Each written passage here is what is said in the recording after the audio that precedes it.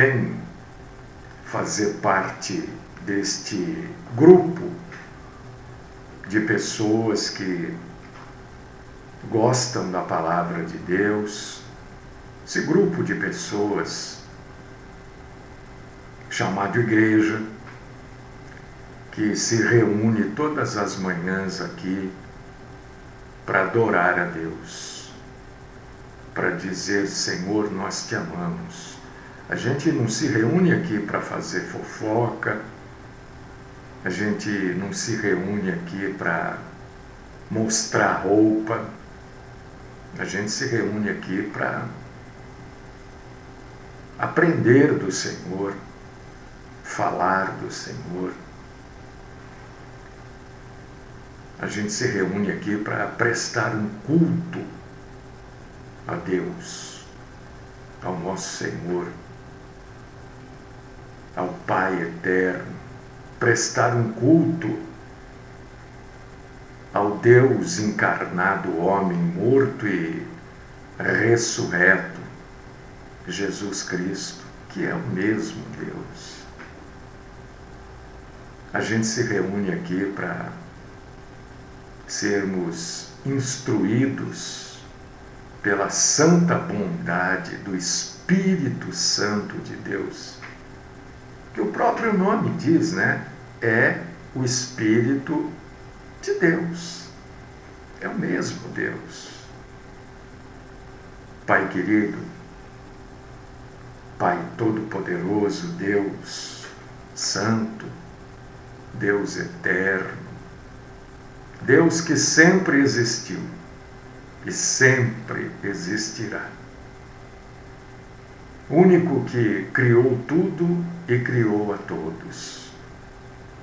O único que tem controle sobre todas as coisas do universo. Nada acontece se Deus assim não o quiser. Deus é soberano. Mas Deus não fica exibindo a sua soberania para nos agradar. Deus não exibe a sua soberania como um artista exibe os seus talentos. Deus é perfeito. Deus é grande, numa dimensão tão extraordinária de grandeza que nós não conseguimos alcançar. Nós só imaginamos a grandeza de Deus. Por mais que venhamos a aprender, a estudar, a nossa capacidade não alcança a grandeza do Senhor. E a grandeza do Senhor só é comparada à sua bondade, à sua compaixão, ao seu amor, à sua misericórdia,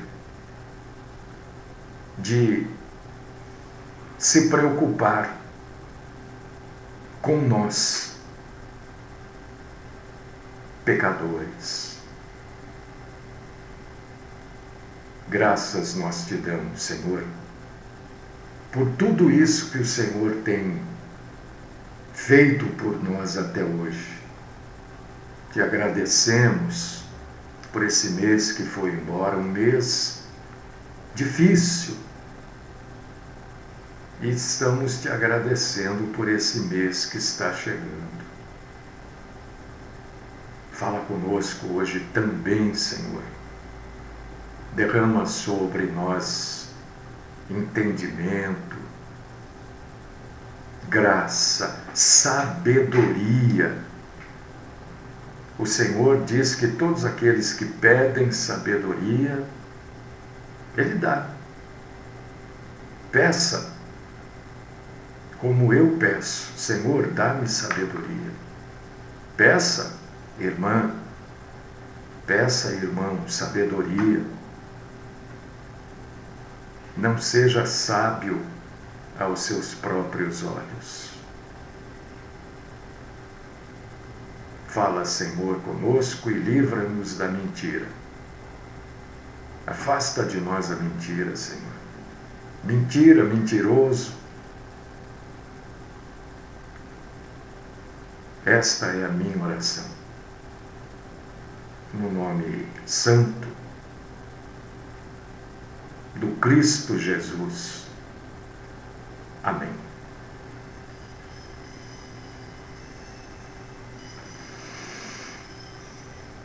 Amados irmãos, queridas irmãs, nós vamos dar sequência ao assunto que nós abordamos ontem, que é a essência da igreja. Essência da igreja. Eu espero que você tenha consciência do que é igreja, né? Igreja é pessoas que se reúnem para adorar a Deus. Isso eu estou me referindo óbvio. Quer dizer, óbvio para mim, né? Igreja cristã, né? Porque nos dias atuais existe igreja de tudo, né? Pessoas que se reúnem, nós para adorarmos a Deus, né? E nós estávamos falando ontem da compreensão que a Bíblia nos traz sobre Jesus Cristo, que é o autor e consumador da nossa fé, que é o noivo, que é o cabeça e nós o corpo. Essas coisas, por exemplo, para mim são muito claras de que igreja são pessoas, né?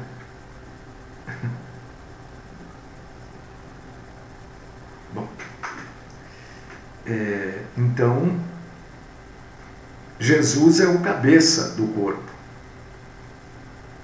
E nós somos o corpo. E nós falávamos aqui ontem de Jesus.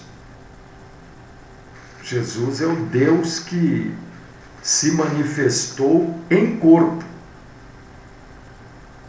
né? A igreja é o corpo. E Jesus é o Deus único que se manifestou em corpo humano, inclusive. E aí a gente fez algumas ponderações bíblicas, né? Da declaração de que Jesus foi plenamente justificado pelo Espírito Santo de Deus de forma pública. E a gente falou que isso aconteceu através do batismo, da transfiguração, da ressurreição e da ascensão do nosso Senhor Jesus Cristo. Então, Deus é declarado justo pelo fato de que a vida de Deus viveu na carne, Jesus Cristo, e foi plenamente confirmada assim. Então, a ressurreição ali foi a ressurreição da carne.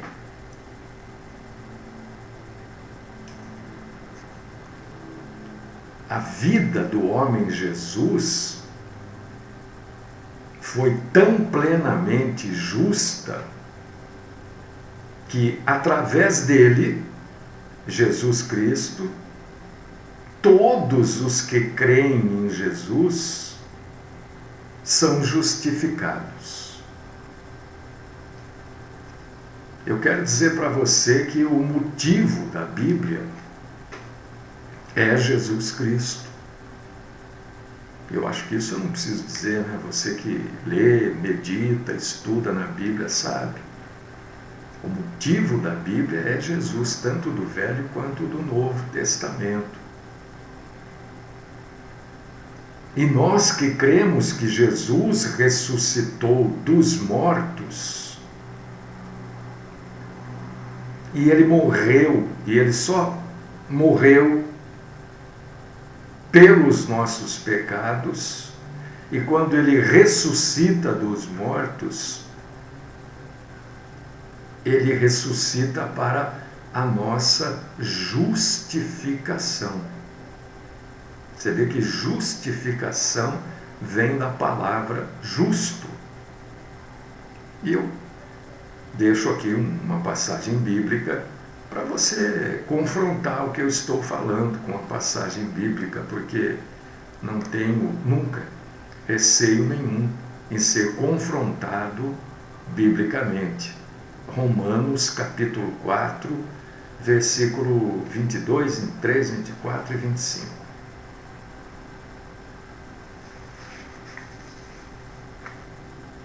Jesus é Deus, né? Está claro, Jesus é Deus. Porque ontem eu dizia que é um Deus só. Um Deus só. Que trabalha, que opera, né? Como Deus único, como Jesus Cristo e como o Espírito Santo. Espírito Santo de Deus. Jesus foi observado na sua... Eu estou falando da igreja porque Jesus é o motivo da igreja. Eu estou falando da igreja, estou juntando Jesus com a igreja porque não tem como separar. Não tem como se separar o nosso Senhor Jesus Cristo, que os judeus chamam de Yeshua HaMashiach, os judeus cristãos, obviamente, e você sabe que tem aumentado muito dentro de Israel o número de judeus messiânicos, né? Tem aumentado mesmo. E curiosamente, aqui a gente sempre também traz curiosidades, né?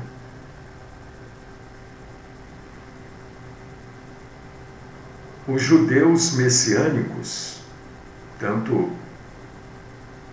dentro de Israel, como retornando para Israel ou em outros países, são judeus bíblicos. Não são judeus pentecostais, neopentecostais ou reformados. São judeus bíblicos. Por que será, não? Por que será? Está aí.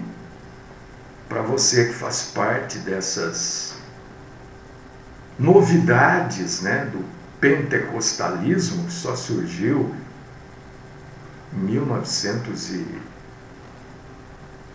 não tenho a data aqui agora na minha cabeça, mas acho que 1900 da década de 50, passando para de 60, surgiu o pentecostalismo. Sabe aonde surgiu? Nos Estados Unidos da América, na Rua Azusa. Enfim, este Jesus foi visto pelos anjos, foi acompanhado pelos anjos no nascimento. Lucas fala sobre isso, capítulo 1, versículos do 9 ao 14, capítulo 2, versículos do 8 ao 15. E durante toda a vida de Jesus, o motivo da igreja, o motivo de nós estarmos aqui,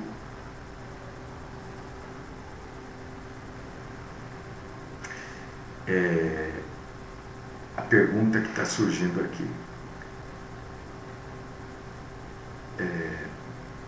Deus é Jesus.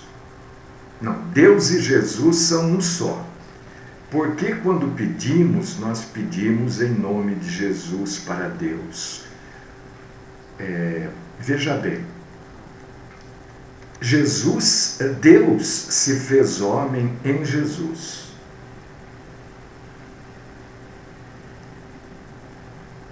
Por quê? No Antigo Testamento, todos os sacrifícios de animais apontavam para um sacrifício supremo, um sacrifício maior. Em 1906 começou o movimento pentecostal. Obrigado, irmão Luiz Seco. Ah lá, a rua eu acertei, mas a data eu errei. Obrigado, viu, irmão? E aqueles sacrifícios do Antigo Testamento... é verdade, irmão, eu confundi aqui com outra coisa aqui, é verdade. Eu ia falar de uma coisa, mas a minha cabeça confundiu a data com a data de colocar objetos em cima de rádio, ungir água, né? Que começou com o padre Donizete. Isso sim foi na data de 50 para 60. Obrigado, viu, irmão Luiz? Então eu estava dizendo que se pede em nome de Jesus, porque todos os sacrifícios do Antigo Testamento eram sacrifícios de animais e apontavam para o sacrifício supremo de um homem. Eu vou falar sobre isso daqui a pouquinho, que por um homem, o pecado entrou no mundo e por um homem este pecado deveria ser apagado, né? Então os sacrifícios antigos eram feitos de animais como sombra de um homem que um dia faria o sacrifício supremo. Por causa disso que Jesus é chamado de Cordeiro Santo de Deus. Não que ele fosse um cordeirinho, não é isso.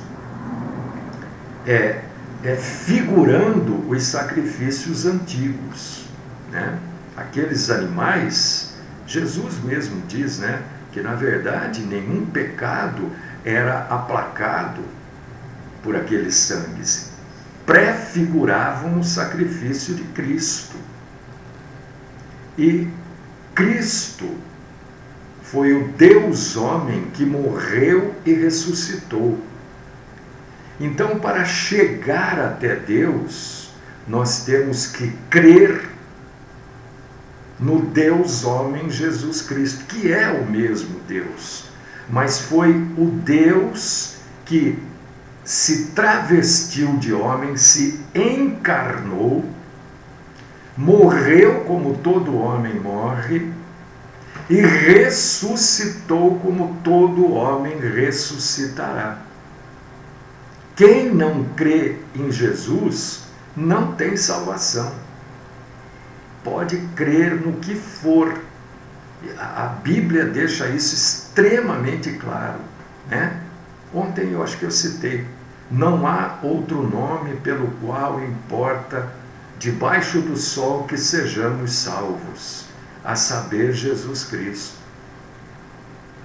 Então, quando nós oramos a Deus e concluímos a nossa oração em nome do nosso Senhor Jesus Cristo, nós estamos ratificando que nós cremos nesse sacrifício supremo e cremos que este sacrifício nos salva e nos perdoa. Por causa disso que a nossa oração tem que ser indicada pelo próprio Deus em nome do nosso Senhor Jesus Cristo. Deu para entender? Se não, insista que eu procuro melhorar esta resposta. Mas é por causa disso, porque no Antigo Testamento matavam-se animais, né? Sacrificavam animais, desde pássaros até quadrúpedes, tá? E no Novo Testamento o sacrifício maior foi o sacrifício do Cristo Jesus. E eu estava dizendo que os anjos acompanham Jesus desde o nascimento. Foram os anjos que serviram Jesus no jejum que ele fez durante 40 dias no deserto. Marcos capítulo 1, versículo 13. Jesus foi fortalecido por anjo no Getsêmani. Está lá em Lucas capítulo 22, versículo 43.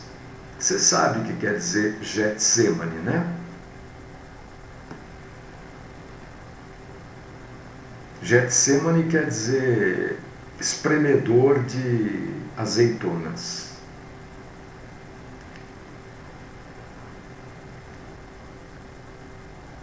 Os anjos também observaram, viram, acompanharam o martírio do nosso Senhor Jesus Cristo, e legiões de anjos estavam dispostos a intervir, se Deus assim o permitisse, em seu auxílio.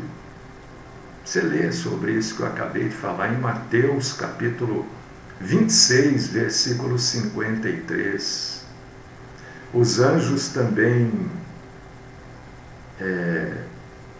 estavam presentes quando da ressurreição do nosso Senhor Jesus Cristo.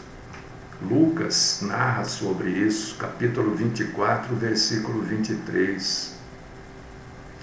Quando Jesus ascendeu aos céus, ele foi acompanhado por anjos. Atos, capítulo 1, versículo 10. E do mesmo modo será a volta de Jesus, acompanhado por anjos. Mateus, capítulo 16, versículo 27.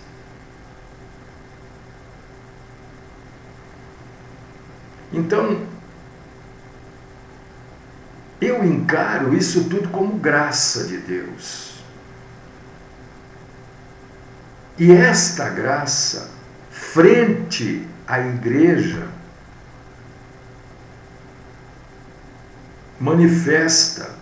é uma das manifestações da multiforme sabedoria de Deus, que se tornou conhecida dos poderes e autoridades nas regiões celestiais. Efésios capítulo 3, versículo 10.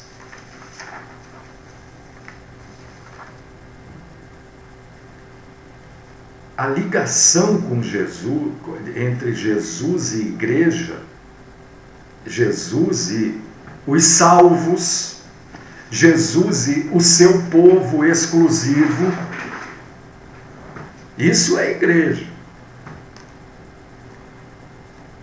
Né? A gente pode, o termo igreja, a gente pode usar para um monte de coisa.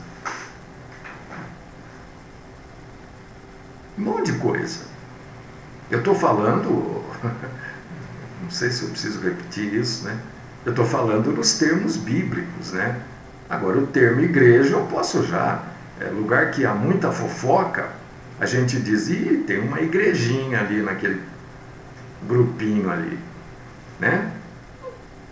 Mas eu estou falando o termo igreja biblicamente, né? O termo igreja é inseparável de Cristo Jesus, porque é através da igreja, através de pessoas, né? Porque um prédio, um edifício com uma placa não prega sozinho, não proclama o evangelho, precisa de pessoas para isso acontecer. Então, através da igreja, através de pessoas, Jesus foi pregado entre as nações. Logo após a ascensão do nosso Senhor, os discípulos se puseram a caminho e proclamaram o evangelho em todas as nações. Isso vem acontecendo até hoje, exatamente como o Senhor Jesus ordenou. Ele ordenou para a igreja, as pessoas. Lá em Atos capítulo 1, versículo 8, está dizendo: recebereis poder, etc. Serão minhas testemunhas em Jerusalém, em toda a Judéia e Samaria, e até os confins da terra.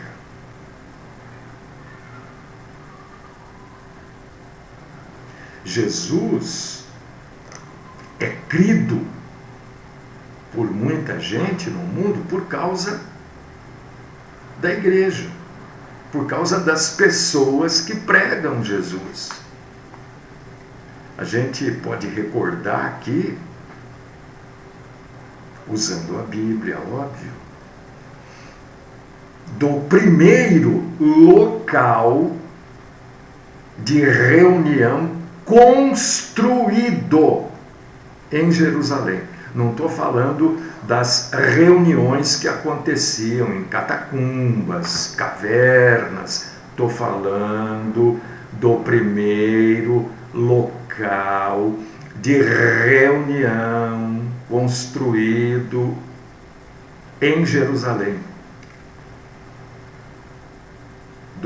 Estou me referindo aqui ao eunuco da Etiópia, de quando os samaritanos passaram a fazer parte um pouquinho mais tarde.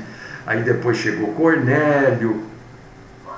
A primeira igreja da Antioquia, formada por gentios, depois Chifre, Icônio, Listra, Macedônia, Filipos, Tessalônica, Bereia, Atenas, Coríntio, Éfeso, Mileto, Tiro, Malta, Roma.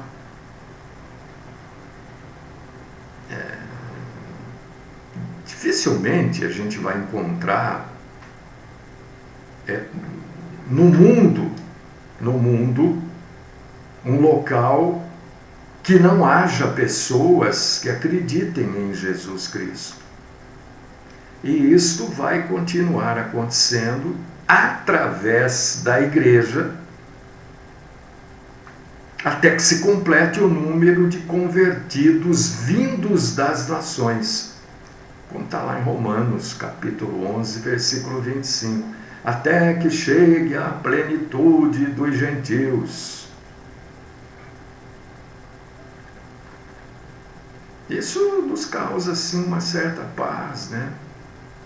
Uma certa tranquilidade. Porque sempre haverá no mundo pessoas que creem em Jesus Cristo.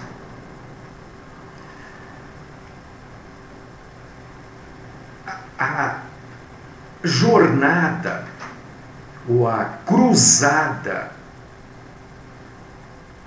do Evangelho é incontrolável. Ninguém controla. Nunca foi controlada, né? Na época da Segunda Guerra, até contrabando de Bíblia se fazia, para que as pessoas continuassem a conhecer a Bíblia de Deus e o Deus da Bíblia. Isso não para, não adianta proibir, matar, não para. Nunca vai parar.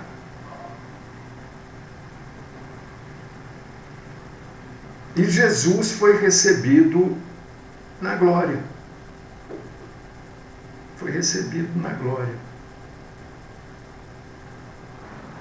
A obra de Cristo foi confirmada de maneira tão fantástica, tão tremenda, que ele está sentado à direita do Pai. Esta passagem é uma coisa assim para causar confusão, né? Mas ela está na Bíblia. Porque esta Bíblia que causa transtornos à cabeça de alguns, né? Por causa disso que é necessário, e o nosso Senhor expôs isso, né? Aquele que quer sabedoria, peça. E o Senhor liberalmente dá a quem pede. Porque determinadas coisas que estão na Bíblia parecem coisas loucas, né? Loucas. Coisas sem, né? Então, determinadas passagens são difíceis de serem entendidas mesmo. São difíceis. A gente entende. Determinadas passagens complicam o tico e o teco da nossa cabeça, né? Dá aquela... mas como é que pode ter o Deus Pai, Deus Filho, Deus Espírito Santo? Então são três deuses, né? Não são três deuses, é um Deus só. Mas se Jesus é Deus, então quer dizer, ele morre, Deus morreu? Não, o que morreu foi o homem Jesus. Deus nunca morre, Deus é espírito. Como é que vai matar um espírito? Morre aquilo que tem vida carnal, aquilo que tem vida material, isso que morre, se decompõe. Espírito não. E quando a gente fala isso, né, aí o tico e o teco ficam polvorosa, porque a gente combate, sempre combati, né, esse negócio de amarrar espírito.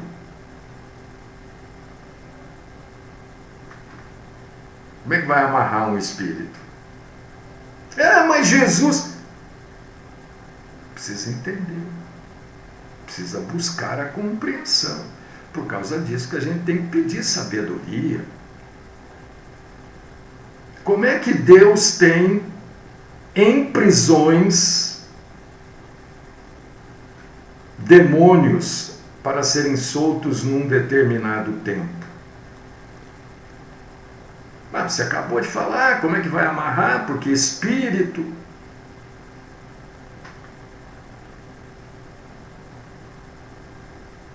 Entendimento da Bíblia, buscar sabedoria para entender.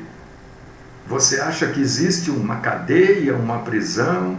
Quer dizer, Deus então copiou o ser humano na maneira de punir. O jeito que as pessoas punem os proscritos aqui na terra, Deus copiou. Como é que se punem proscritos aqui? Com cadeia. Então Deus copiou a cadeia para prender espírito. Você acha que é isso? Mas o que João conhecia na época? As masmorras, as cadeias. A maioria das cadeias da época, inclusive, eram em buracos.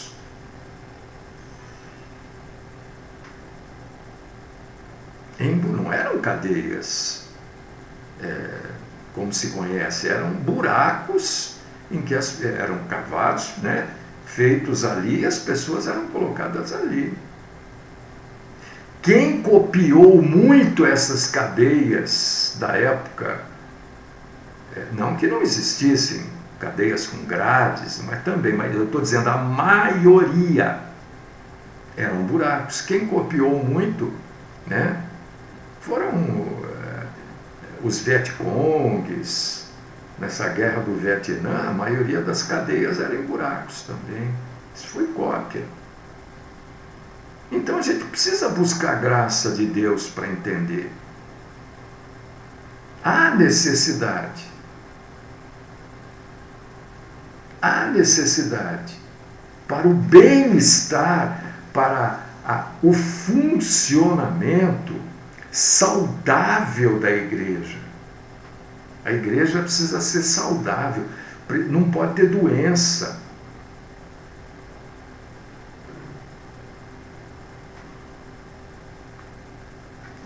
E nós temos que entender isso, aquilo que a gente não entende, a gente tem que buscar entender.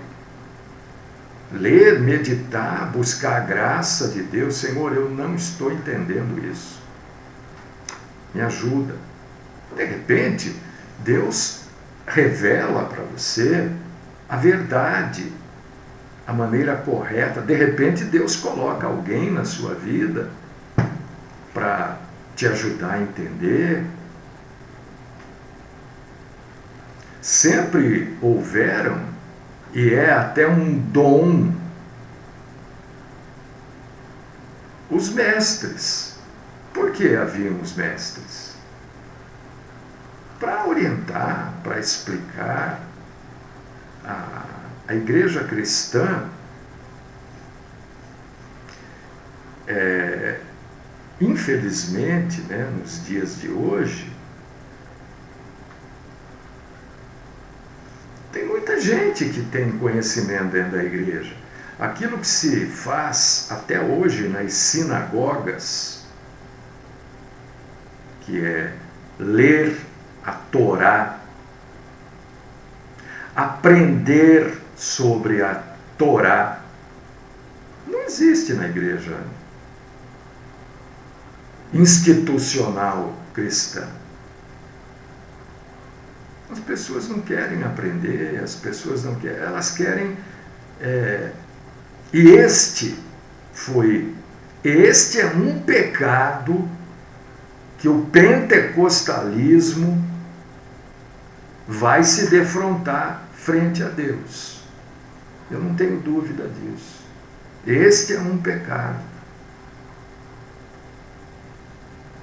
Porque o pentecostalismo, na sua expansão, foi aniquilando com a leitura, a meditação e o estudo bíblico, na medida que foi entregando via venda, via oferta, dízimo, as bênçãos do Senhor. Quer dizer, o pentecostalismo usou de uma prática medieval do catolicismo, da ICAR, né?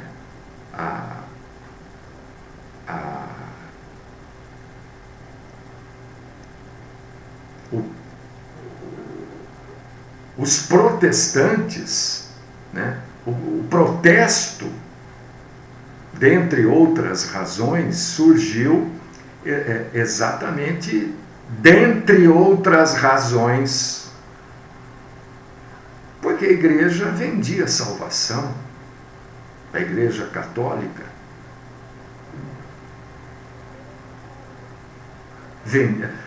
não era chamada de venda de salvação, é óbvio, eram as indulgências. Só quem comprava, quanto mais comprava, mais salvo era.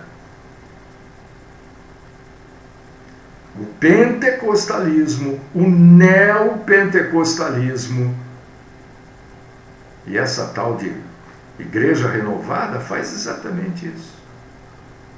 Você só é curado se você fizer isso, se você fizer aquilo, se você fizer aquilo outro.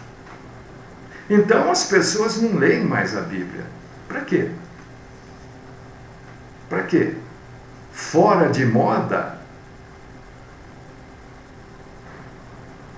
Irmão Edgar, eu creio que sim, irmão. O irmão está perguntando assim, os protestantes foram inspirados pelo Espírito Santo?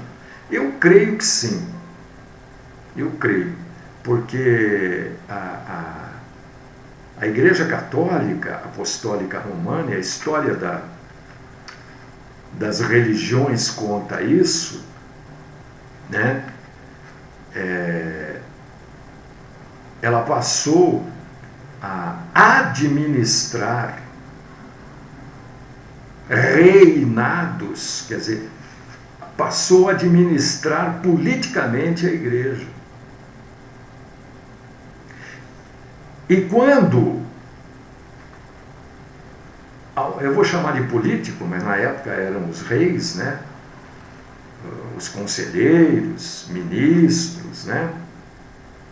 Travavam um pouco os cardeais, eles ficavam sem condição, porque eles viviam na mesma condição de um rei. Então foi inventada, foi criada essa tal de indulgência, que era o pagamento para ser salvo. Dentre outras coisas, né? O povo não lia a Bíblia, porque não tinha. Quando se lia a Bíblia, eu me lembro disso, né? Eu fui coroinha, a Bíblia era em latim, ninguém entendia absolutamente nada. Nada, ninguém entendia nada, latim. Apesar de que na época as escolas ensinavam latim também, mas não o suficiente para entender a missa, né? Dentre outras tantas coisas, entendeu? Algumas coisas foram abolidas durante o protesto lá na Alemanha, outras coisas levaram mais tempo para serem abolidas. Mas eu creio que foi uma inspiração do Espírito Santo de Deus para romper com esse domínio, né, do Império do Vaticano. Entende? Eu creio sim, Edgar. Entende? Então nós temos que ter muito carinho com a igreja, muito amor, muito cuidado pela igreja, cuidado com quem prega, o que ensina. Não é qualquer coisa. Meu Deus do céu! A própria Bíblia nos alerta sobre isso.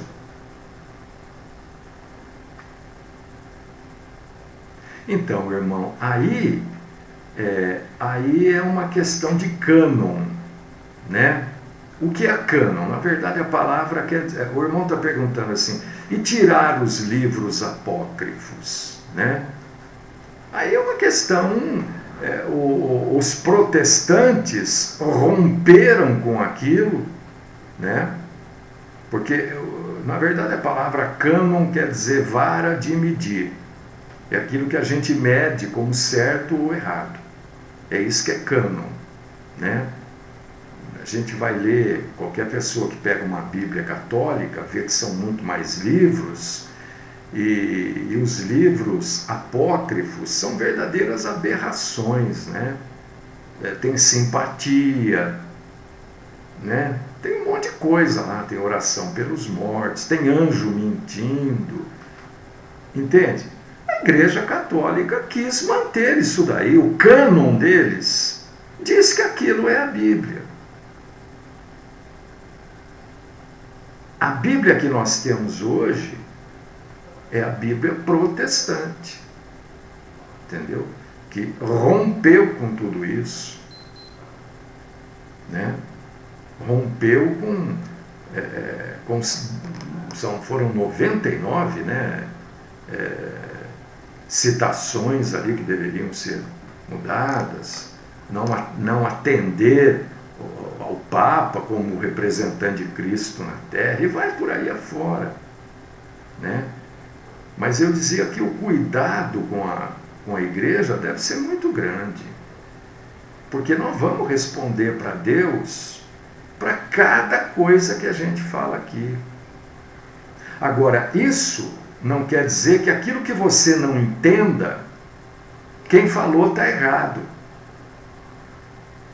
Quer dizer que você não entendeu. Ou aquilo que você não concorde, quer dizer que quem falou, falou bobagem. Você não concorda. Precisa ver a sua capacidade de entendimento. Por causa disso que Deus não vê o exterior. Deus vê o interior. Eu posso estar tentando falar algumas coisas aqui e não conseguir. Eu posso estar tentando explicar algumas coisas e a minha capacidade intelectual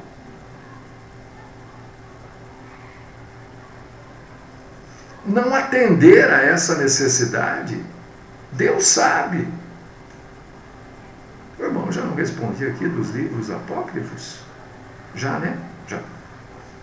Deus bem o sabe. Agora, Deus também sabe quando a gente quer, né, se sobressair. Porque o centro da igreja é Jesus, não é Mário, não é Joaquim, não é João, é Jesus. O centro da igreja não são pessoas que dizem ter poder.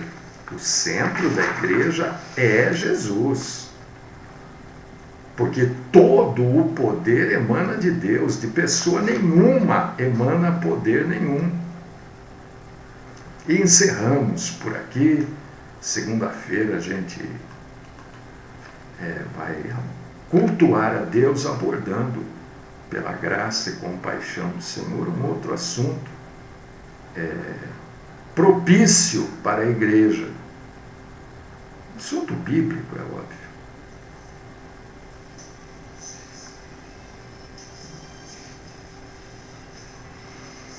Pai querido, Deus Todo-Poderoso, eu quero primeiro, Senhor, pedir perdão ao Senhor pela minha incapacidade de verbalizar algumas coisas. O Senhor bem o sabe.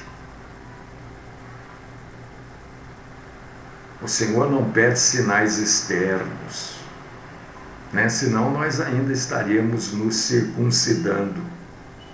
O Senhor pede a circuncisão do coração, porque o Senhor bem o sabe. O Senhor sabe os motivos que levam a alguns debates infames. Infames. O Senhor é grande, é soberano.